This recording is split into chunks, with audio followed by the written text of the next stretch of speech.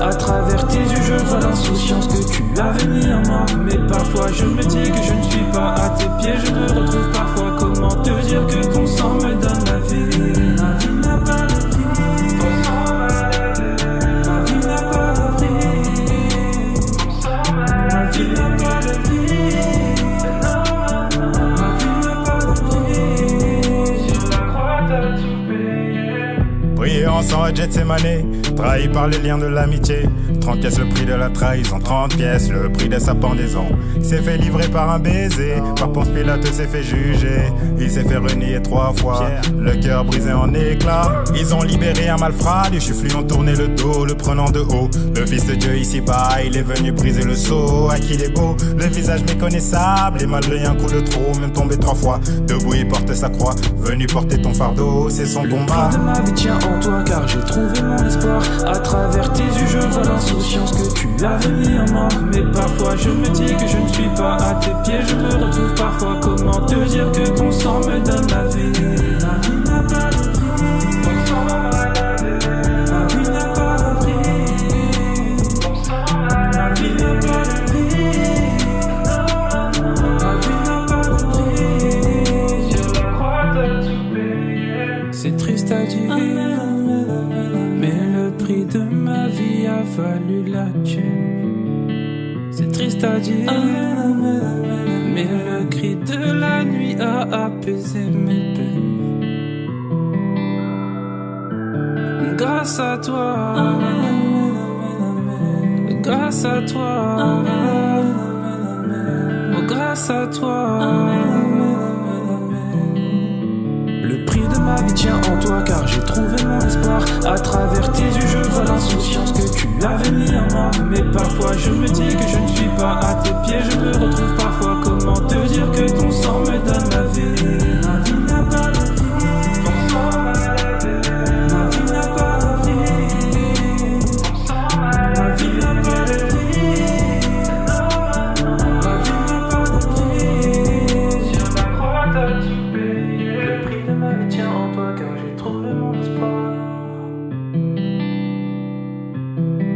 À travers tes yeux je vois l'insouciance que tu avais mis en moi. Ma vie n'a pas de prix.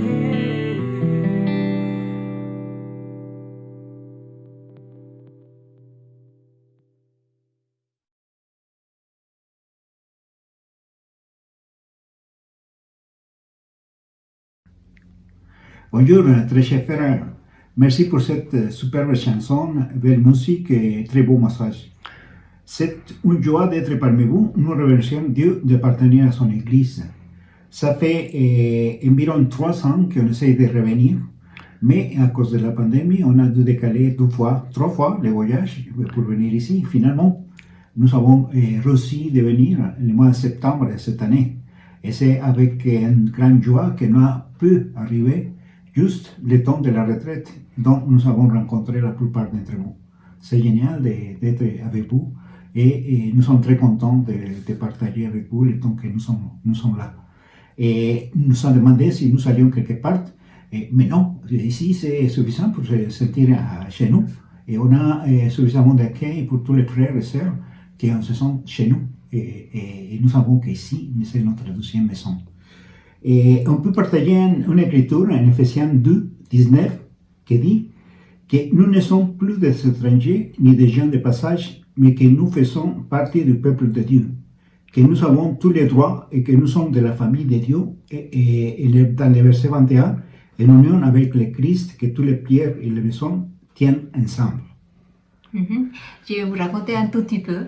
Nous sommes arrivés le 26 et normalement on devait arriver chez les Kings, mais il y avait un peu de soucis au niveau de pouvoir se garer. Alors nous sommes arrivés chez les Noans, où nous avons été reçus comme des rois. Après, le lendemain, nous sommes restés chez le King, où nous étions reçus comme des kings. Et après, chez les colonels, comme des rois. Nous sommes maintenant chez une très chère amie croate, Jasminka, où nous sommes reçus comme des Kraelievi Kraeli. C'est une joie et une bénédiction d'appartenir à la famille de Dieu. Nous vous disons dans les langues des frères que nous avons visités, merci, thank you, wa, balala et gracias. Je ne sais pas comment on dit, mais bon, c'est à peu près comme ça. Nous vous faisons parvenir les salutations de l'Église du Mexique. Vous savez que la situation là-bas est difficile et comme partout, avec la pandémie, est pire. Mais il faut dire aussi que dû aux épreuves, beaucoup de personnes cherchent Dieu. Nous avons vu des miracles et baptêmes et aussi des frères et sœurs qui sont revenus à Dieu. À Mexico, nous sommes environ 4100 disciples, avec 22 régions, à peu près de 200 membres. Et au Mexique, nous sommes environ 6000 personnes et maintenant, il y a une église dans chacun des 32 États. Comme vous savez, notre sœur Angélica, baptisée il y a environ 5 mois, a partagé sa foi avec sa famille. Et son père vient d'être baptisé le mois de septembre. Et sa mère, qui lutte avec un cancer, est en train d'étudier la Bible. Pour le baptême de son père, il y avait ses 2 sœurs, son beau-frère et son oncle, et bien sûr Angélique depuis le Paris. C'est notre fille Véronica qui a partagé sa foi avec nous. Son père José, sa sœur Isabelle et moi, nous avons été baptisés. Après, sa petite sœur Denise, que malheureusement ne vient plus à l'église, mais nous avons la foi qu'elle va revenir. Et oui, notre temps n'est pas le temps de Dieu, mais nous restons fidèles dans la prière. Je voudrais partager avec vous des choses que nous avons accomplies pendant la pandémie. Il y a des réunions comme partout, par Zoom, par téléphone, par WhatsApp. C'est vrai que grâce à la pandémie, les réunions virtuelles sont bien présentes. Il y a pas mal de groupes de prière, un d'eux est des pères fidèles, où nous prions surtout pour nos enfants, nos petits-enfants et les besoins les plus importants. Prions.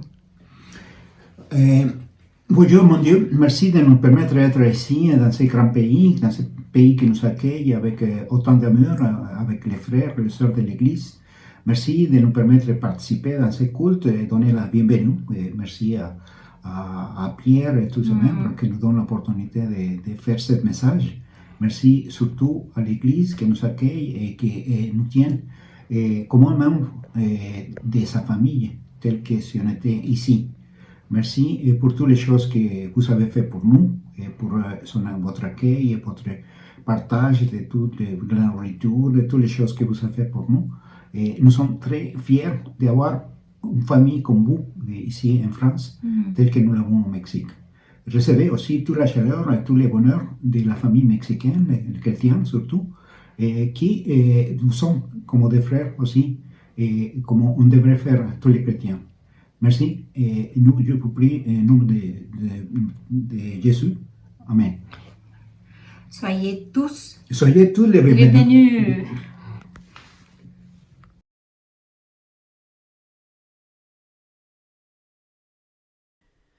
Oh, j'entends chanter le Seigneur.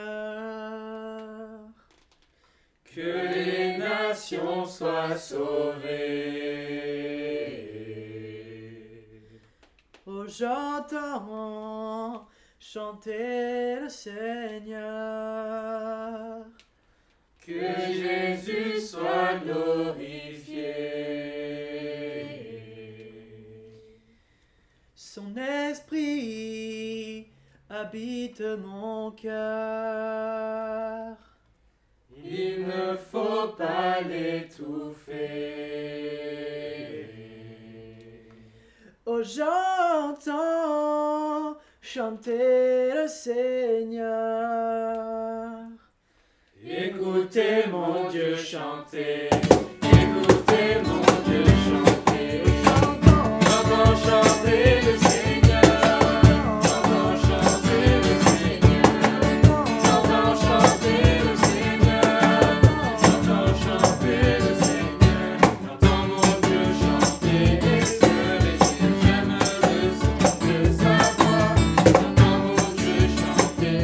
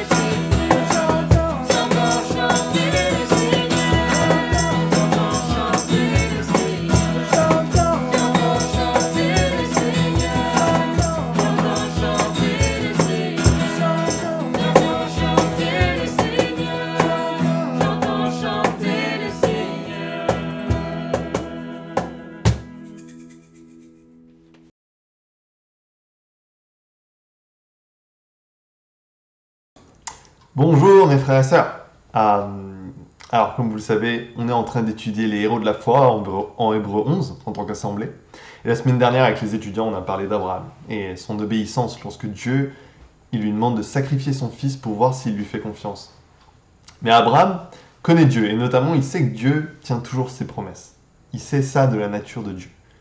Et c'était une bonne question à me poser. Est-ce que je suis convaincu que Dieu tient ses promesses ? Est-ce que je suis convaincu qu'il va les tenir pour moi comme il l'a fait pour Abraham ? Et l'auteur d'Hébreux, je pense qu'il aimait bien Abraham parce qu'il a écrit 11 versets sur Abraham, puis un sur Isaac, un sur Jacob, et enfin un sur Joseph. Et voici le verset sur Joseph dont on va parler aujourd'hui. C'est au verset 22. Il dit « C'est par la foi que Joseph, à la fin de sa vie, a fait mention de la sortie d'Égypte des Israélites et a donné des ordres au sujet de ses ossements. » Et avant qu'on regarde le passage dont il fait référence, j'aimerais bien qu'on retourne un peu plus en arrière pour avoir un peu de contexte, pour comprendre plus ce passage. Et en Genèse 28, peut-être vous pouvez ouvrir avec moi si vous avez vos Bibles, sinon vous pouvez suivre. On va dire ça en Genèse 28, au verset 10 à 15. Jacob partit de Bersabée pour Haran. Il atteignit un lieu où il passa la nuit car le soleil s'était couché. Il prit l'une des pierres du lieu, la plaça sous sa tête et se coucha en ce lieu. Il fit alors un rêve. Un escalier était dressé sur la terre et son sommet touchait au ciel. Les messagers de Dieu y montaient et y descendaient. Le Seigneur se tenait au-dessus de lui. Il dit « Je suis le Seigneur, le Dieu d'Abraham ton père et le Dieu d'Isaac. La terre sur laquelle tu es couché, je te la donnerai à toi et ta descendance. Ta descendance sera aussi nombreuse que les grains de poussière de la terre. Tu t'étendras de l'ouest à l'est, au nord et au sud. Tous les clans de la terre se béniront par toi et par ta descendance. Je suis avec toi, je te garderai partout où tu iras et je te ramènerai vers cette terre, car je ne t'abandonnerai pas jusqu'à ce que j'ai fait ce que j'ai dit. » Dieu il fait deux promesses à Jacob ici.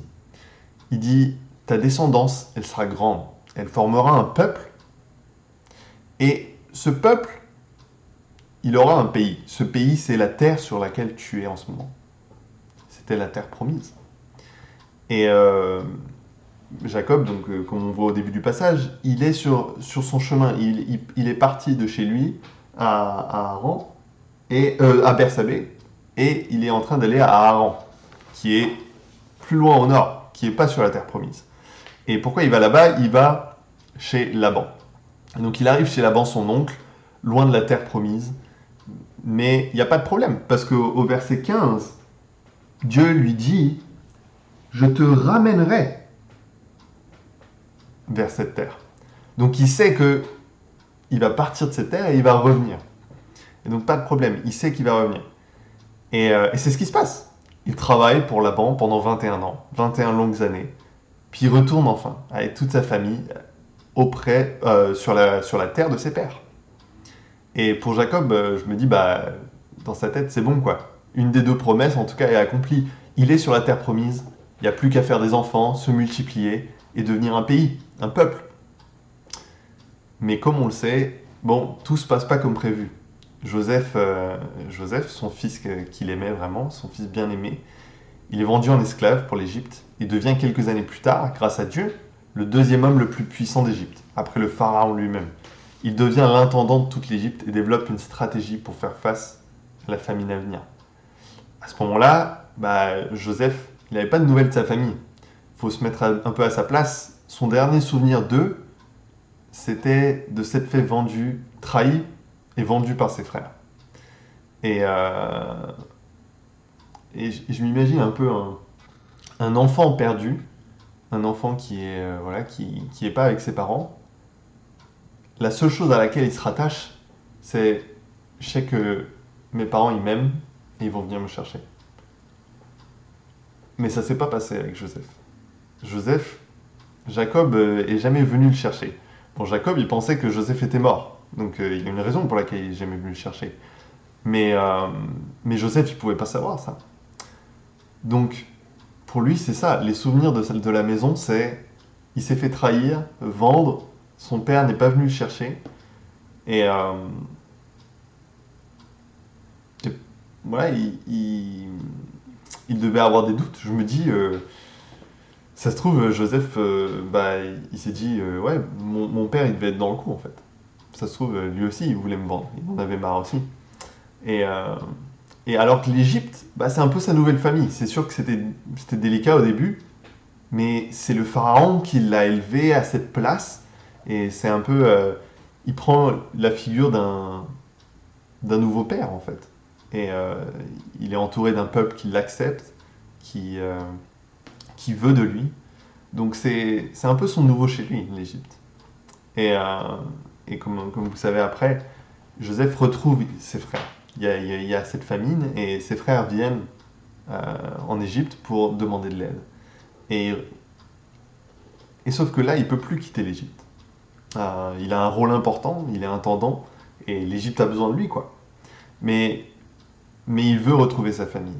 Il veut être avec sa famille, donc il leur dit « Ok, venez vous installer ici. Comme ça, vous pouvez éviter la famine, et je peux être avec vous. » Et on peut voir un peu ce que ça fait en Jacob, ça. Si on lit un peu plus loin en Genèse 46,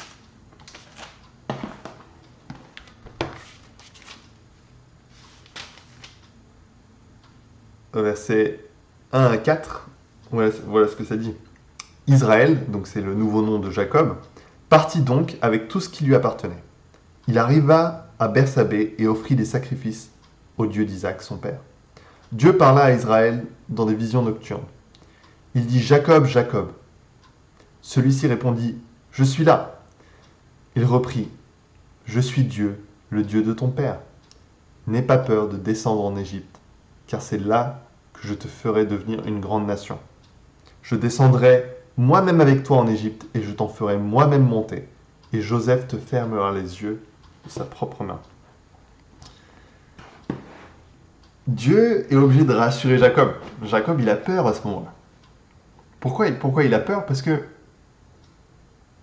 Oh, ok, on va le comprendre un peu plus. Déjà, tournons la page et lisons le chapitre 47 à partir du verset 7. Donc, Joseph fit venir Jacob, son père, et il le présenta au Pharaon. Jacob bénit le Pharaon. Le Pharaon dit à Jacob, « Quel est le nombre des années de ta vie ?» En gros, il demande, « Bon, c'est quoi ton âge ?» Et Jacob répondit au Pharaon, « La durée de ma vie d'immigré est de 130 ans. Les années de ma vie ont été peu nombreuses et mauvaises. Elles n'ont pas atteint la durée de la vie de mes pères, celle de leur vie d'immigré. Vie d'immigré. Il aurait pu juste répondre, bon, 130. Mais quelle triste réponse à ce moment-là. Jacob, il est triste de sa vie. Il est triste de finir ici en Égypte. Et il a peur. Et je le comprends. Quand on continue, au verset 10, donc, Jacob bénit le Pharaon, il se retira de devant le Pharaon. Et Joseph installa son père et ses frères. Il leur donna une propriété en Égypte, dans la meilleure partie du pays, au pays de Ramsès, comme le Pharaon l'avait ordonné. On peut se dire, waouh, quelle bénédiction! Ils étaient dans la famine, ils avaient plus de choix, et là, ils se retrouvent dans le pays qui a de la nourriture, ils se retrouvent au meilleur endroit possible, et quelle bénédiction! Mais pour Jacob, il y a vraiment un mauvais goût à ça. Parce que là, Joseph est en train de leur donner des terres. Il est pas juste en train... c'est pas juste un voyage en Égypte. Ils sont vraiment en train de s'établir là-bas. Et Jacob, il est en train de réaliser que il verra pas les promesses de Dieu s'accomplir devant ses yeux. Et il va devoir faire confiance. Parce que c'est une marche arrière d'aller en Égypte. Il était déjà là où il devait être. Il était à l'endroit de la promesse. Donc ça, c'était amer pour Jacob. Et il a vécu 17 ans en Égypte, la Bible nous dit. Et c'est à la fin de sa vie qu'il demande à Joseph, c'est ça. Bon, et ça ressemble un peu à ce qu'on a lu en Hébreu 11, mais c'est Jacob qui demande à Joseph et pas Joseph. Il dit au verset 29, « Comme le moment de sa mort approchait, Israël appela son fils Joseph et lui dit, « Si j'ai trouvé grâce à tes yeux, mets ta main sous ma cuisse, je te prie, et agis envers moi avec fidélité et loyauté. Je t'en prie, ne m'ensevelis pas en Égypte. Quand je me serai couché avec mes pères, tu m'emporteras d'Égypte et tu m'enseveliras dans leur tombeau. » Il répondit, « Je ferai ce que tu me dis. » Il reprit, « Jure-le-moi !» Il le lui jura.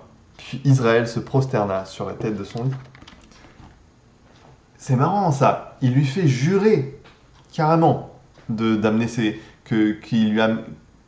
il fait jurer à Joseph d'amener ses ossements sur la terre de ses pères, dans les tombeaux de ses pères. Et à ce moment-là, il n'était pas sûr du cœur de Joseph. Est-ce que le cœur de Joseph, il se trouve en Égypte, avec le pharaon, ou bien avec moi, dans la terre, et la terre promise, la terre de nos pères? Et honnêtement, peut-être c'était pas clair pour Joseph non plus à ce moment-là. Pourquoi vouloir quitter le pays alors que ils sont bien? Ils ont des richesses, ils ont la puissance, ils ont la nourriture, le confort. Tout est bien pour eux. Mais voilà, on arrive 2 chapitres plus loin, au chapitre 50, au passage final dont l'auteur d'Hébreux fait référence. Et on peut lire ensemble à partir du verset 24. Joseph dit à ses frères, « Je vais mourir, mais Dieu interviendra en faveur. Il vous fera monter de ce pays-ci, vers le pays qu'il a promis par serment à Abraham, à Isaac et à Jacob. » Joseph fit prêter serment aux fils d'Israël en disant, « Quand Dieu interviendra en votre faveur, vous emporterez d'ici mes ossements. » Joseph mourut à l'âge de 110 ans, on l'embauma et on le mit dans un cercueil en Égypte. Et donc là, on voit le cœur de Joseph. On voit le cœur à la fin de sa vie. L'Égypte n'était pas sa destination finale, ni celle de son peuple. Il a la foi que Dieu va leur permettre de partir de ce pays, d'emmener ses ossements à lui et de s'installer dans un nouveau pays qui sera beaucoup mieux, qui est le pays de la promesse. Et je me dis, qu'est-ce qu'on peut voir là-dedans? Et je pense que c'est assez clair. La question que je me pose quand je lis cette histoire, c'est « Et où est mon cœur ?» Est-ce que je vois le monde autour de moi, je vois les richesses que j'ai, le confort, et je vis comme si cette vie, c'était ma destination finale, c'était l'Égypte. C'était comme si, voilà, cette vie, c'est un peu l'Égypte. Est-ce que l'Égypte, c'est ma destination finale? Ou est-ce que je vis avec l'espoir d'une vie meilleure, avec Dieu? Et ça m'a fait penser à récemment, j'ai étudié la Bible avec un ami, et on a parlé de la résurrection de Jésus. Et je voyais que pour lui, c'était facile d'accepter les commandements de Jésus, parce que il voyait, c'était facile pour lui, c'était aisé de voir que quand on suit les commandements de Jésus, le plan de Dieu, c'est le mieux pour notre vie. Pour nos relations. Si on suit le plan de Dieu pour nos relations, les relations vont marcher. On sait que ça marche. Mais il m'a confié aussi que, quand on a parlé de la résurrection, ça fait un peu peur, et ça prend tout de suite une plus grosse ampleur quand on parle pas juste de comment vivre sur cette vie, mais qu'en tant que chrétien, on a la foi qu'on va ressusciter et vivre éternellement. Et on vit donc plus du tout même pour cette vie, mais la suivante. Et quand Étienne il est mort pour sa foi, ça me fait penser à ça. En acte 7, c'est parce qu'il a radicalement aimé. Il a radicalement aimé ses ennemis, les gens qui voulaient le tuer. Il les a assez aimés pour leur parler de la bonne nouvelle qui se trouve en Jésus. Et c'est ça. Oui, la foi chrétienne, elle est radicale, mais elle est radicale dans l'amour. Elle nous pousse à aimer radicalement. Et quand on a cette foi que Joseph avait, on n'a plus peur. on aime sans condition, on cherche plus à accumuler les richesses dans cette vie. On utilise notre temps avec sagesse parce qu'on sait que on n'est pas là pour l'éternité et on l'utilise avec sagesse pour connaître Dieu plus et pour le faire connaître plus. Et j'aimerais nous donner un défi aujourd'hui. Je dis nous parce que j'ai besoin de ce défi aussi. C'est quand on prend une décision, et aussi petite ou grande soit-elle, qu'on se demande, est-ce que c'est une décision que je suis en train de prendre pour ma vie sur Terre, pour augmenter mon confort dans cette vie, pour accumuler plus de richesses dans cette vie, ou est-ce que c'est une décision pour notre vie avec Dieu, pour ma vie avec Dieu, pour accumuler des richesses célestes, pour amener plus de gens avec moi vers cette terre promise. Et la foi chrétienne, c'est pas une philosophie. Certes, quand on suit les commandements de Jésus, nos relations marchent, tout marche, mais c'est pas le but. C'est pas pour ça qu'on vit. Et j'aimerais bien terminer en lisant les mots de Paul en 1 Corinthiens 15.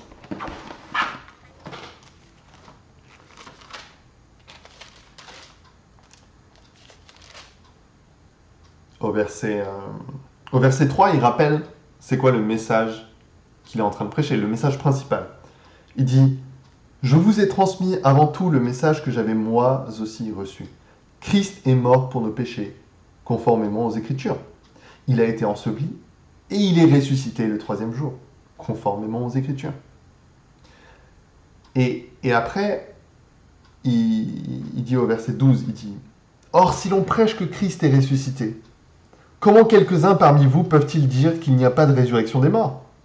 S'il n'y a pas de résurrection des morts, Christ non plus n'est pas ressuscité. Et si Christ n'est pas ressuscité, alors notre prédication est vide et votre foi aussi. Il se trouve même que nous sommes de faux témoins vis-à-vis de Dieu, puisque nous avons témoigné contre Dieu qu'il a ressuscité Christ. Or, il ne l'a pas fait si les morts ne ressuscitent pas. En effet, si les morts ne ressuscitent pas, Christ non plus n'est pas ressuscité. Or, si le Christ n'est pas ressuscité, votre foi est inutile. Vous êtes encore dans votre péché, et par conséquent, ceux qui sont morts en Christ sont aussi perdus.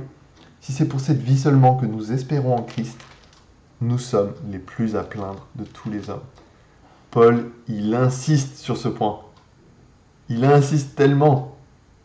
Et moi, quand je lisais ce passage avant, je sais pas pourquoi, mais j'avais vraiment l'impression que son point principal à Paul, c'était de dire, voilà, si on ne croit pas que Jésus est ressuscité, alors notre foi est inutile. Et c'est vrai, ça fait partie du message.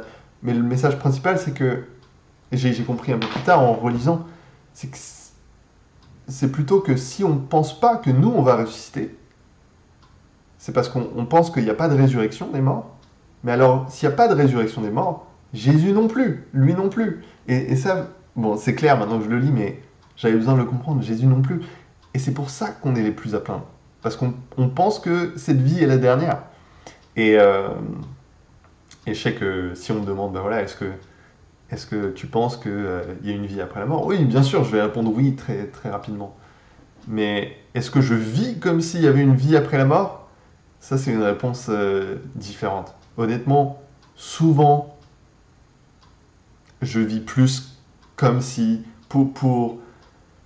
je mets un petit peu de ma mise sur la vie éternelle, un petit peu de ma mise sur cette vie, au cas où, s'il n'y a pas de vie éternelle, je garde quand même un confort dans cette vie. C'est un manque de foi de ma part. C'est un manque de foi en la promesse de Dieu. Je suis pas comme Abraham. Quand je réfléchis comme ça, c'est que je vois pas la nature de Dieu. La nature de Dieu, c'est qu'il tient ses promesses. Et c'est ça, je veux avoir cette foi-là. Et je veux juste finir en disant que la bonne nouvelle, au verset 20, Paul il dit « Mais en réalité, Christ est ressuscité, précédant ainsi ceux qui sont morts. En effet, puisque la mort est venue à travers un homme, c'est aussi à travers un homme qu'est venue la résurrection des morts. » C'est grâce à Jésus qu'on peut vivre cette vie éternelle. C'est grâce à Jésus qu'on peut avoir cette foi. Et c'est parce qu'il est mort pour nous qu'il est ressuscité. Et il l'a fait pour que nous aussi, on puisse avoir la vie. Amen. Prions ensemble. Père Céleste, quelle joie d'être dans ta présence, mon Dieu. Quelle joie et paix de savoir que cette vie, mon Dieu, aussi bonne ou mauvaise qu'elle soit pour nous, elle se termine. Cette vie sur cette terre n'est pas la vie éternelle qui nous est réservée. Et la résurrection des morts est bien réelle, mon Dieu. Il y a 2000 ans, tu es ressuscité et tu étais le premier. Tu nous montres que nous aussi, on va ressusciter un jour et qu'on va être avec toi, dans tes mains. Et mon Dieu, on veut être empressé, Seigneur, d'être avec toi. On veut vivre chaque minute de notre vie en se rappelant que peu importe ce qui nous arrive, on veut aimer radicalement autour de nous parce que on veut utiliser le temps que tu nous donnes ici pour toi, pour accumuler des richesses dans les cieux, pour amener des gens à toi, mon Dieu, pour que le plus de monde possible puisse être avec toi dans cette vie après la mort, mon Dieu. On t'aime, merci pour chaque bénédiction que tu nous donnes, mon Dieu, pour chaque chose que tu fais dans notre vie. En effet, quand on suit tes commandements, notre vie est bien meilleure, mais c'est plus que ça, mon Dieu. Merci de nous avoir montré c'était quoi cet amour radical, mon Dieu. Et tu nous l'as montré en mourant pour nous sur la croix, Seigneur. Et on veut imiter cet amour, Seigneur. Je t'aime, je te prie en ton Fils Jésus. Amen.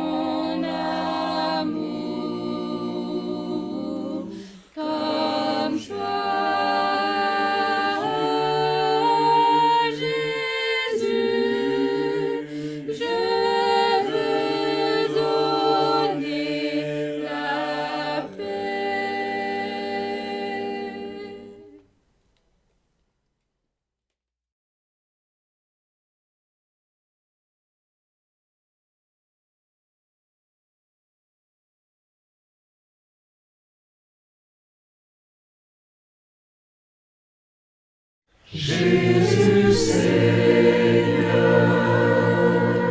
mon Rédempteur, comme il m'aime, quand je l'aime, il s'est donné, il va venir, Jésus vient vite, Alléluia, quel ami fille, terre étendue, nous avons en Jésus-Christ, toujours prêt à nous entendre, à répondre à notre cri. Alléluia, Alléluia,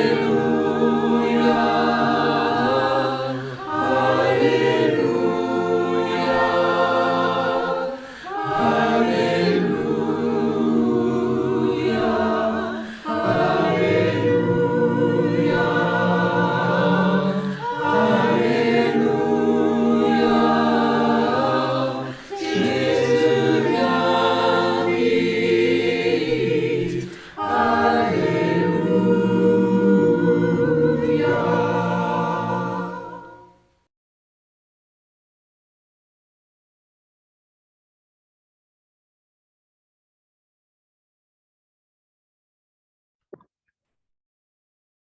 Bonjour à toutes et à tous, c'est le moment des annonces, mais avant cela, j'aimerais remercier quelques personnes.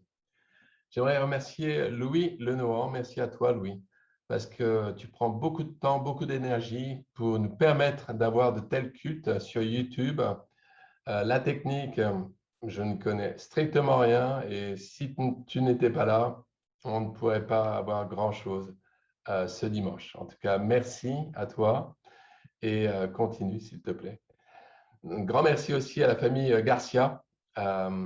C'était vraiment super de vous voir pour la bienvenue. On est heureux de savoir que tout se passe bien au Mexique. On a hâte de vous revoir.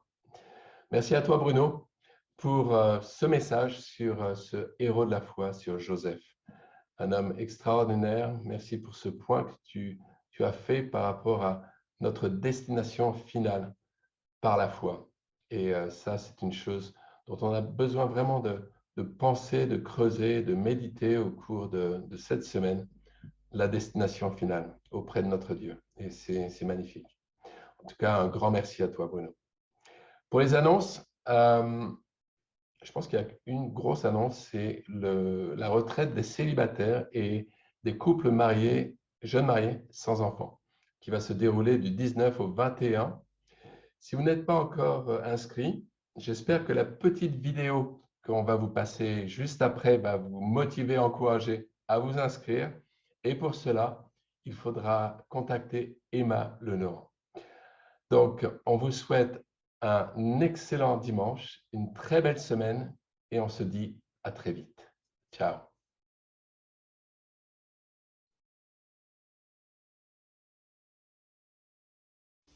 Bonjour à tous, nous sommes Béatrice et Richard, Rémi de l'église de Genève et nous sommes très heureux de vous convier à un week-end extraordinaire. Vous êtes francophone, célibataire ou jeune couple, ce week-end est pour vous. Où aura-t-il lieu? Aux Maisons du Bonheur. Quel nom riche en promesses! Et où ça? Dans le Beaujolais en France. Quand? Du 19 au 21 novembre 2021. Vous logerez dans de jolies demeures de charme parfaitement agencées pour partager de bons moments d'amitié et de fraternité en petits groupes. Vous voulez jeter un œil sur Instagram? Tapez les Maisons du Bonheur Fleury. Nous allons nous régaler et déguster de bons mets et du bon Beaujolais. La nourriture spirituelle sera aussi au rendez-vous, bien sûr, et nous fortifiera pour continuer la course et remporter le prix de l'appel céleste de Dieu en Jésus-Christ. Nous aspirons aussi à vivre des moments de louange incroyables. Plusieurs bons chanteurs sont déjà inscrits. Bonjour, je m'appelle Eunice et je voudrais vous inviter pour un super et magnifique moment de louange. Psaume 47, 7. Chantez à Dieu, chantez, chantez pour notre roi. Oui, chantez-le. Oh, j'entends ce qui a Mungu akimba. Écoutez mon Dieu chanter, j'entends chanter le Seigneur. J'entends chanter le Seigneur. J'entends chanter le Seigneur. J'entends chanter le Seigneur. On est les Kariokoski et on a hâte de vous retrouver pour un super week-end mémorable. On va s'éclater comme des petits fous, courir dans les vignes, danser la Holy Night dans une super salle de malades et aussi se ressourcer. On a hâte de vous y voir. Nous vous invitons à partager avec nous un week-end de fraternité, de spiritualité et de fun. See you there. Si vous n'êtes pas encore inscrit, n'hésitez plus, allez vite sur le site qui s'affiche sur votre écran. Merci et à bientôt pour un week-end mémorable.